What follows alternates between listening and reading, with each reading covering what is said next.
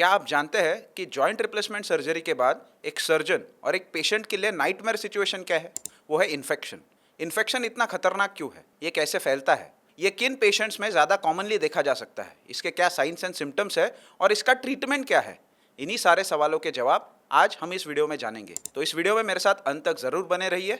नमस्कार, मैं डॉक्टर तनय नाहतकर orthopaedic surgeon हूँ और जॉइंट रिप्लेसमेंट सर्जरीज में स्पेशलाइज्ड हूँ। तो बात अगर इन्फेक्शन की करें तो वो उन पेशेंट्स में ज़्यादातर देखा जाता है जिनकी इम्यून स्टेटस कॉम्प्रोमाइज्ड है, यानी जिनकी इम्यूनिटी लो हो चुकी है। जैसे वो पेशेंट जिन्हें डायबिटीज़ हो, जिन्हें थायराइड की बीमारी हो, जिनकी रीनल फंक्शन या किडनी फंक्शन नहीं कर रही हो ठीक से, जिनमें लीवर का कुछ प्रॉब्लम हो, जिनमें संधिवात, रूमेटॉइड आर्थराइटिस या एंकाइलोजिंग स्पॉन्डिलाइटिस जैसी डिसीजेज जिनको पहले से हो रखी हो। ये इन्फेक्शन फैलता कैसे है? तो आमतौर पर दो रूट्स की वजह से ये इन्फेक्शन फैलता है।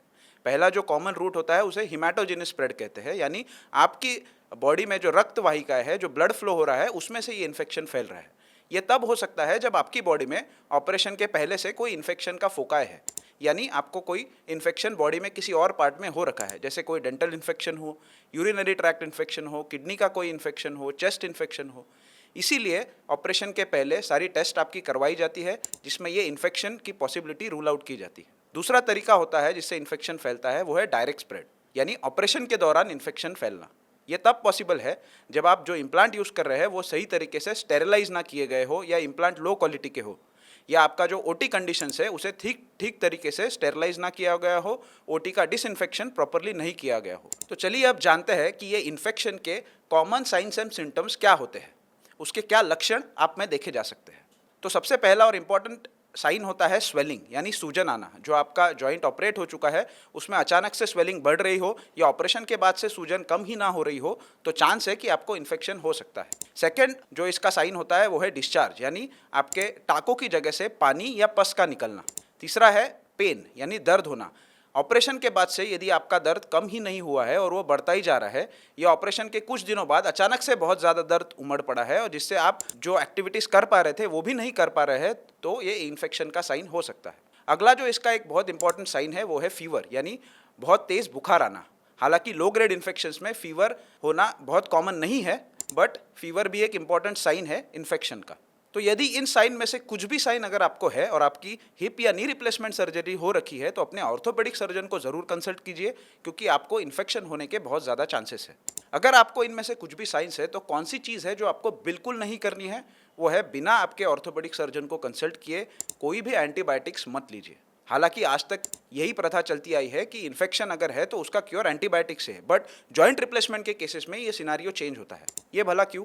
तो क्योंकि जब आपको जॉइंट रिप्लेसमेंट सर्जरी हुई है तो आपकी बॉडी में एक फॉरेन इम्प्लांट होता है जो मेटल का बना होता है, और ये मेटल इम्प्लांट बैक्टीरिया और ऑर्गेनिजम्स के लिए बहुत ही अच्छा ग्रोइंग या ब्रीडिंग ग्राउंड होता है। ये जो ऑर्गेनिजम्स है जो आपके जॉइंट में जाके बैठे हैं, उनके पास एक सुपर पावर होती है जिसके अकॉर्डिंग वो अपने आजू बाजू एक बायोफिल्म या एक परत बना सकते हैं, जिसके वजह से आपका इम्यून सिस्टम उन्हें अटैक नहीं कर सकता, उन्हें ढूंढ नहीं सकता। तो सिर्फ एंटीबायोटिक्स लेने से ये इन्फेक्शन ट्रीट नहीं हो सकता। तो अगर आपको ये सारे साइंस एंड सिम्टम्स है तो अपने ऑर्थोपेडिक सर्जन को कंसल्ट कीजिए, जो पहले आपके ब्लड टेस्टिंग करवाएंगे जिसमें इन्फेक्शन मार्कर्स को चेक किया जाता है, जिसमें यह पता चल सके कि आपको इन्फेक्शन हुआ भी है या नहीं। यदि आपके ब्लड पैरामीटर्स रेज्ड है या इन्फेक्शन के मार्कर्स बढ़े हुए हैं तो सबसे पहले आपका जॉइंट एस्पिरेशन किया जाता है, यानी आपके जॉइंट में सुई डाल के पानी निकाल के वो पानी का टेस्टिंग किया जाता है।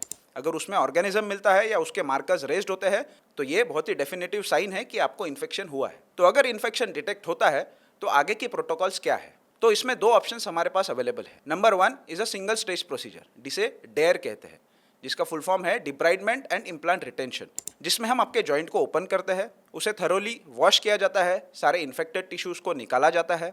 आपके इम्प्लांट स्पेशली नी सर्जरीज में जो पॉलीइथिलीन होता है, या हिप सर्जरीज में भी जो पॉलीइथिलीन होता है, उसे चेंज किया जाता है ताकि बैक्टीरिया जो उसके अराउंड ग्रो हो रहे थे उन्हें भी निकाल बाहर किया जा सके। इसके साथ साथ इंट्रा ऑपरेटिव यानी ऑपरेशन के दौरान आपका टिश्यू सैंपलिंग के लिए भेजा जाता है, जिसमें जो ऑर्गेनिज्म डिटेक्ट होता है उस हिसाब से आपको अगले 3 से 6 महीने के लिए एंटीबायोटिक्स दिए जाते हैं। बट ये सिंगल स्टेज प्रोसीजर करना तभी पॉसिबल है जब आप अपने सर्जन के पास आपके सिम्टम्स के 2 to 4 वीक्स में गए हो। अगर 4 हफ्ते से ज़्यादा आपको ये सिम्टम्स है तो ये सिंगल स्टेज प्रोसीजर करने का कोई फ़ायदा नहीं है। तब जो ऑप्शन हमारे पास बचता है वो है 2 स्टेज सर्जरी, जिसके पहले स्टेज में सिमिलरली आपका जॉइंट ओपन करके पूरे इम्प्लांट्स को निकालना पड़ता है।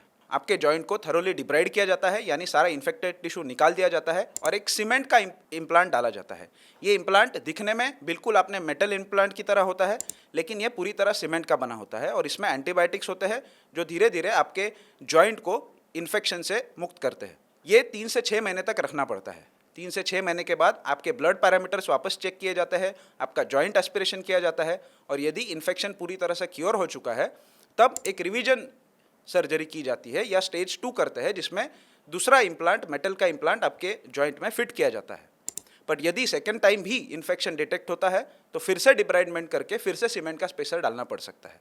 ये तब तक रिपीट करना पड़ता है जब तक आपका जॉइंट इन्फेक्शन से मुक्त ना हो और इसीलिए ये सर्जन और पेशेंट दोनों के लिए नाइटमेयर है। ये इन्फेक्शन रोकने के लिए आपको क्या करना चाहिए और इन्फेक्शन ना हो सर्जरी के दौरान, इसलिए सर्जन्स क्या प्रिकॉशंस लेते हैं, अगर इस बारे में आपको जानना है तो मुझे कमेंट सेक्शन में ज़रूर बताइए। इस पर मैं अगला वीडियो ज़रूर बनाऊंगा।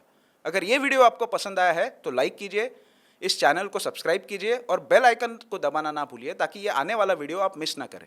Thank you.